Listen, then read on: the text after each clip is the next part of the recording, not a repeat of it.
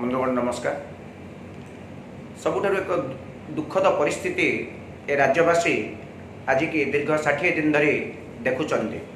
जदिच भी राज्यवासी राज्यर एक सरकार को गढ़ी एवं विधि मुताबक ओडिशार मुख्यमंत्री महोदय तांकर एक काउंसिल ऑफ मिनिस्टर्स गठन करथिले संवैधानिक विधि व्यवस्था अनुसार, किंतु राज्यर विपत्ति समय राज्यर थिबा मंत्री मानकर जो माने मुख्यमंत्रींकर सहयोगी सेमानंकर थरुटिए भी देखा गला नाही।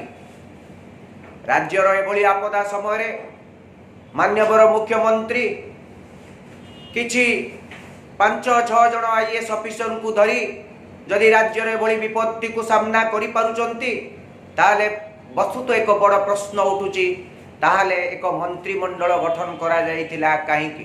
ताहा केवल संवैधानिक विधि व्यवस्था को आखिठार मारिबा पाई ना जो मंत्री मानकु आपणको टीम रे नेइथिले सेमानक पाखरे से योग्यता नाही बोली आज आपण सेमानकु दूरेई देइचंती। जदि से बड़ी व्यक्ति विशेष को आपण मंत्रिमंडल नेइथिले एवं आपण निजे उपलब्धि करि पारचंती सेमानकर कोनोसी दूरदृष्टि नाही, सेमानकर से बड़ी किछि योग्यता नाही, ताहले आपण मध्य ए राज्य प्रति एक गर्हित अपराध करिचंती जे राज्यर राजकोषरु कोटी कोटी टंका आपण लूट करी सेमानंकु समस्त सुविधा सुजोग जोगई देइचंती।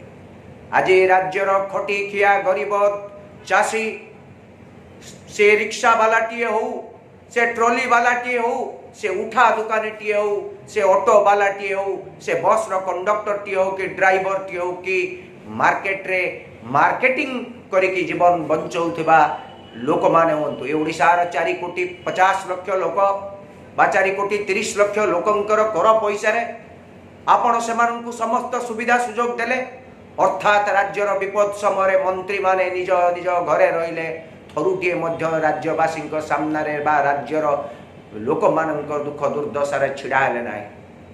एबे ओडिशा जनसाधारण मन एक बड़ प्रश्न उठी, ये मंत्री मानक कहीं आपण दल मंत्री पद देइथिले, कहीं आपण को टीम रे शामिल करथिले?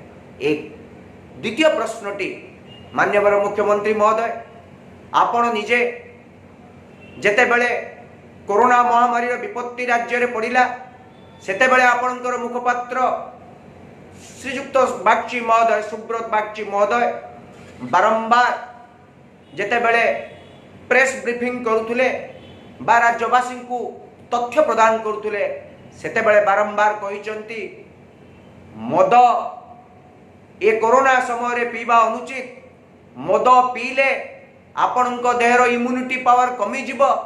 तेणु आपण कहतु आपणक द्वारा आपणक व्यवस्था रे जड़ित मुखपात्रक कथाटी राज्य सरकार कथा थिला कि नाही? जदि थिला ताहले मुखपात्र जहाँ कहउचंती आपण ताको भांगुचंती ना, आपण भांगुचंती ना जो 5-6 जन आईएएस ऑफिसर को धरी आपण काम करूचंती सेमाने प्रकारांतर भांगुचंती। ए कथा मध्य राज्यवासी जानिबा दरकार।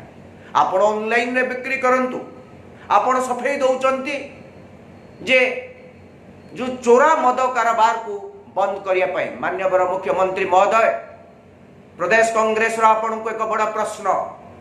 20 वर्ष निरंतर शासन व्यवस्था रे आपण रहिले अथ चोरा मद टीवी मध्य बंद करि पारले नाही। या होची आपनकर योग्यता। जेते बेले साधारण परिवार पाखरे पैसा टिए नाही, रोजगार नाही, खाइबा पई केवल खर्च चलीची, सेते बेले आपण मद ऑनलाइन रे बिक्री कले आ जो माने मद पीबे समाज रे किभली व्यवस्था सृष्टि करिवे ता मध्य आपनकर परवर्ती पर्याय रे आपनकर पुलिस विभाग देखिबो। आपण मध्य अनुमान करिवे, आपण मध्य हृदयंगम करिवे।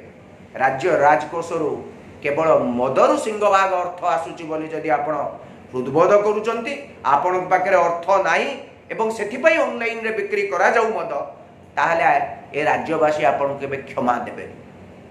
एक द्वितीय कथाटी ए लॉकडाउन टी को जदि आपण एते दृढ़तार सहित करि पारिले एवं लोक माने पालन करि पारिले ଆପଣ ଏ ଚୋରା ମଦ ବ୍ୟବସାୟୀ କୋଉଠି 20-30ଟା କି 40 ଜଣଙ୍କୁ ଆପଣ ଆୟତ୍ତ କରିପାରୁନାହାନ୍ତି।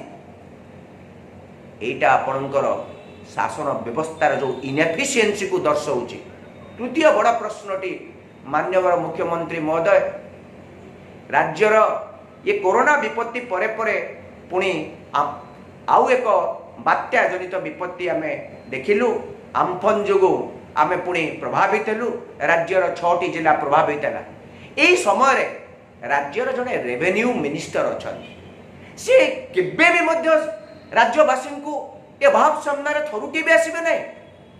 ନା କରୋନା ଭୟରେ ମନ୍ତ୍ରୀମାନେ ଆସୁନାହାନ୍ତି, ବାତ୍ୟା ମଧ୍ୟ ତାଙ୍କୁ କି ରୋଗ ସୃଷ୍ଟି କରିବ ଏ ମନ୍ତ୍ରୀମାନେ ଆସୁନାହାନ୍ତି। ଏଥିର ସ୍ପଷ୍ଟ ଅନୁମେୟ ଆପଣ ଆପଣଙ୍କର ଯେଉଁ ଟିମ୍ଟିକୁ ଗଠନ କରିଛନ୍ତି ସେମାନଙ୍କ ପାଖରେ ବୋଧହୁଏ ଆପଣ ଅନୁମାନ କରୁଛନ୍ତି କିଛି ଯୋଗ୍ୟତା ନାହିଁ। ସେଥିପାଇଁ ଆପଣ ଏକ ମନ୍ତ୍ରିମଣ୍ଡଳ କେବଳ ସାମ୍ବିଧାନିକ ବ୍ୟବସ୍ଥା ପାଇଁ କରିଛନ୍ତି। ଦୟାକରି ରାଜ୍ୟବାସୀଙ୍କର ଯଦି ହିତ ଚାହୁଁଥିବେ ମନ୍ତ୍ରିମଣ୍ଡଳକୁ ବରଖାସ୍ତ କରନ୍ତୁ। କେବଳ 5-6 ଜଣ ବ୍ୟୁରୋକ୍ରାଟ୍ସକୁ ନେଇ ଆପଣ ଯେଉଁଭଳି ଭାବରେ ଶାସନ କରିବା କଥା କରନ୍ତୁ, କିନ୍ତୁ ଆପଣଙ୍କ ପଦ୍ଧତି ଆସନ୍ତା ଦିନ ଗଣତନ୍ତ୍ର ପାଇଁ ବିପଦ ଟାଣି ଆଣୁଛି।